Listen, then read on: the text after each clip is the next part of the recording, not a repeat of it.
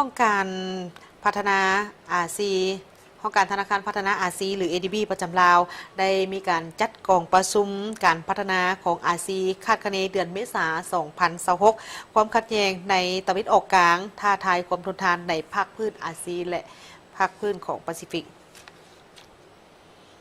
ในกองประชุมโดยกองประชุมครั้งนี้เป็นจัดขึ้นในเมื่อวันที่ 10 เมษายน 2026 นี้ที่นครหลวงวิจันทร์โดยการเป็นประธานของทานนางกาวิตาไอเยนกาเซียวซานทางด้านเศรษฐกิจอาวุโสของโครงการธนาคารพัฒนาอาซีประจำลาวพร้อมด้วยภาคส่วนที่เกี่ยวข้องเข้าร่วมกองประชุมได้มีการรับฟังการรายงานถึงการคาดคะเนการพัฒนาของอาซีฉบับเดือนเมษายน 2026 โดยธนาคารพัฒนาอาซีได้รายงานต่อกองประชุมในครั้งนี้ว่าการเติบโตทางด้านเศรษฐกิจของสาธารณรัฐประชาธิปไตยปัจจุบันลาวคาดว่าจะลดลงจาก 4.4 ส่วนห้อยในปี 2025 มาอยู่ที่ 4 ส่วนห้อยในปี 2026 และจะกลับมาเพิ่มขึ้นอยู่ในอัตรา 4.5 ส่วนห้อยในปี 2027 และคาดว่าการเติบโตนี้จะได้รับแรงผลักดันมาจากคะแนนการบริการ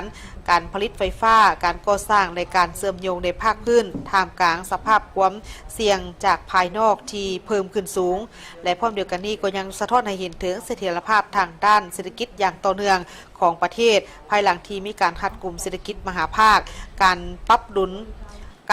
ความดุลเดียงทางด้านการเงินและการค้าต่างประเทศพร้อมทั้งการฟื้นตัวของคะแนนการท่องเที่ยวและการส่งออกกระแสไฟฟ้าแต่ถึงอย่างใดก็ตามความอ่อนไหวโตกับภายนอกการชำระหนี้สินสาธารณะที่สูงและข้อจำกัดทางด้านโครงสร้างเศรษฐกิจยังคงเป็นอุปสรรคต่อกับทิศทางในการเติบโตในระยะกลางสาธารณรัฐประชาธิปไตยปัจจุบันลาวได้มีความคืบหน้าที่สำคัญในการฟื้นฟูเสถียรภาพทางด้านเศรษฐกิจมหาภาคด้วยการลดอัตราเงินเฟ้อลงเพิ่มการส่งออกและเพิ่มคลังสำรองเงินตราต่างประเทศด้วยความเสี่ยงของโลกที่สูงขึ้นการหันเอาความคืบหน้านี้ไปสู่ผลประโยชน์ที่ยืนยงให้แก่ประชาชนลาวจำเป็นต้องได้มีการรักษาวินัยทางการเงินอย่างต่อเนื่องเร่งการปฏิรูปรัฐวิสาหกิจโดยเฉพาะกองแม่นแขนงพลังงานและการเพิ่มการลงทุนเข้าในแขนงการที่มีประสิทธิภาพและการทนทานต่อสภาพการเปลี่ยนแปลงดินฟ้าอากาศอัตราเงินเฟ้อลดลงมาอยู่ที่ 7.7 ส่วนห้อยในปี 2025 ผลของการดำเนินทางด้านนโยบายการเงินและเงินตราที่เข้มงวดอัตราเงินเฟ้ออยู่ในปี 2026 คาดว่าจะเติบโตขึ้นเล็กน้อยอยู่ที่อัตรา 9.8 ส่วนห้อยซึ่งสะท้อนให้เห็นถึงราคาน้ำมันโลกที่สูงขึ้นต้นทุนของการขนส่งผลกระทบที่อาจจะส่งผลไปยังราคาอาหารและสินค้านำเข้าอื่นๆแห่งกดดันต่อกับราคาที่เพิ่มขึ้นยังเป็นผลมาจากการปรับปรุงอัตราค่าไฟฟ้าและเงินเดือนของพนักงานรัฐกรในปี 2026 ซึ่งคาดว่าการผลิตกระแสไฟฟ้ากิจกรรมที่เกี่ยวข้องกับการพัฒนาพื้นฐานโครงสร้างและการบริหารจะปรับตัวสุกยู่ที่สำคัญในการเติบโตแขนงอุตสาหกรรมคาดว่าจะเติบโตโดยได้รับแรงสนับสนุนจากการลงทุนอย่างต่อเนื่องของไฟฟ้าพลังน้ำพ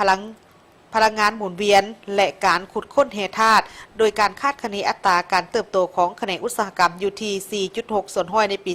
2026 โครงการ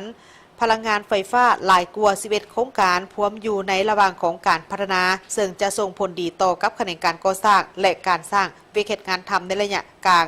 แขนงการบริการจะได้รับแรงสนับสนุนจากการท่องเที่ยวการขนส่งและโลจิสติกซึ่งจะได้รับผลประโยชน์จากการเชื่อมโยงในภาคพื้นที่เพิ่มขึ้นโดยเฉพาะกอเมนเส้นทางรถไฟเสื่อมต่อระหว่างลาวและจีนแต่ถึงอย่างไรก็ตาม